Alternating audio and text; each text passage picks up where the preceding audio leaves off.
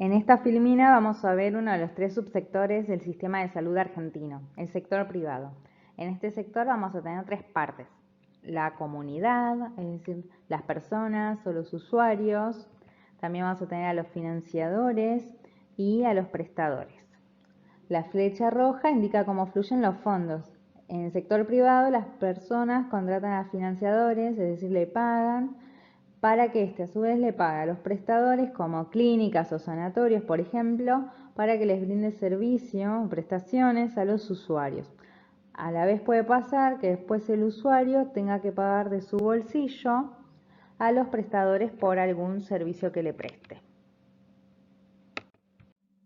Los financiadores son entidades con fines de lucro, son de libre opción y elección. Uno no está obligado como usuario a tener un plan con una empresa de medicina prepaga, sino que el usuario concurre libremente, así ofrezcan un plan superador, siempre es a voluntad del usuario.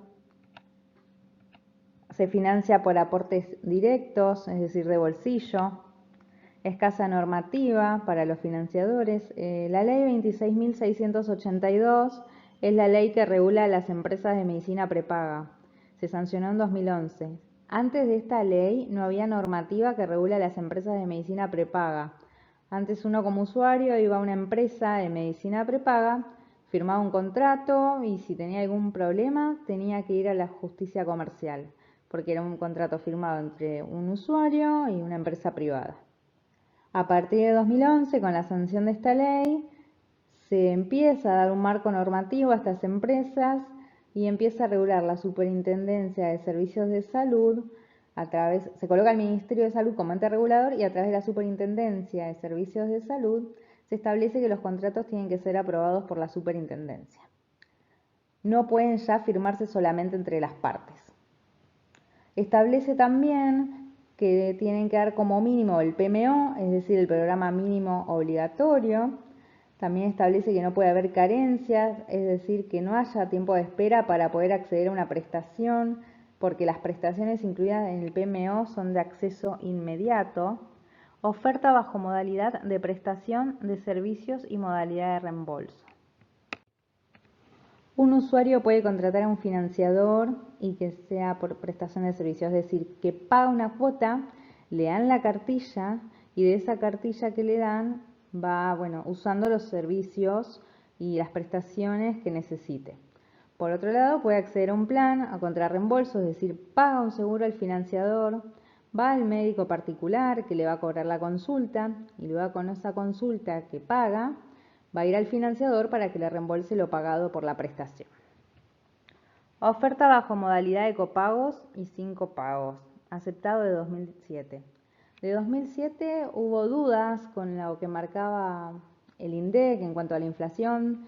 Se consideraba que la inflación que marcaba era menor a la real, con lo cual se aceptó hacer contratos con copagos y sin copagos.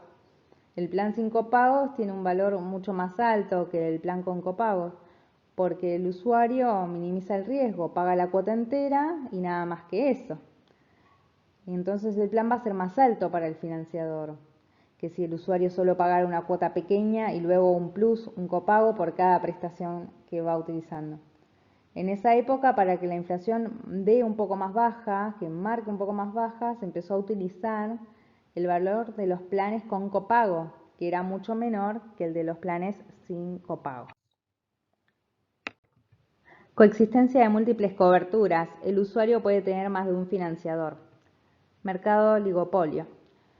Es un mercado oligopólico porque algunas pocas empresas manejan el mercado. Se llevan la mayor tajada y fijan los precios, tanto de la cuota que paga el usuario y también como lo que pagan ellos a los prestadores. En el país existen alrededor de 500 o 600 empresas de medicina prepaga, de las cuales solo 5 tienen el 75% del mercado. Y si nos extendemos a 11, el 92%. Tendencia a la selección adversa al riesgo. El financiador va a apuntar a una población a cargo con la menor cantidad de riesgo.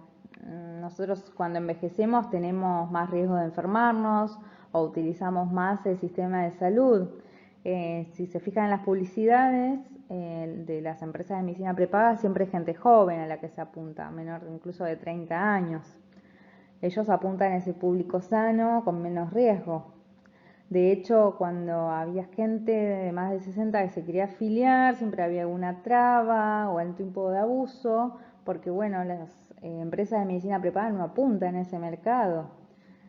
Igualmente esto se normatizó con la ley 26.682 porque se les prohibió a las empresas de medicina prepaga aumentar el valor de la cuota por ser mayor a 65 años.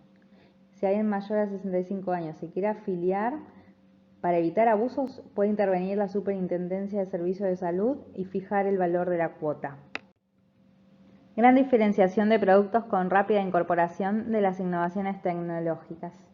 Es difícil comparar diferentes planes de distintos prepagos, ya que los contratos son muy grandes y muy diferentes para que los usuarios puedan comprender qué diferencias hay. A veces se basan en la innovación tecnológica o a los servicios de alta complejidad que puedan ofrecer para poder hacer esto. La normativa lo que obliga es que los contratos sean individuales, no de cada usuario, pero sí de cada plan de cobertura, que tiene que haber modelos aprobados por la Superintendencia de Servicios de Salud.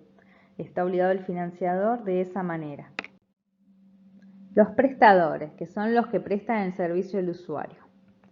Pueden ser entidades con o sin fin de lucro, son de libre opción, de libre elección limitada, es decir, dentro de cada contrato, de cada usuario, se limita al usuario la cantidad de veces que pueda acceder a la prestación o cuánto tiempo pueda estar en un centro por alguna patología. Se financia por aportes directos, aportes de la seguridad social y financiadores privados. Se financian por el pago directo y también a través de los afiliados que, teniendo cobertura de seguridad social, desregulan aportes para obtener una cobertura de medicina prepaga. Gran cantidad de oferentes, no es un mercado oligopólico como pasa con los financiadores, es decir, no hay pocas empresas que tengan gran parte del mercado, con lo cual no tiene ese inconveniente.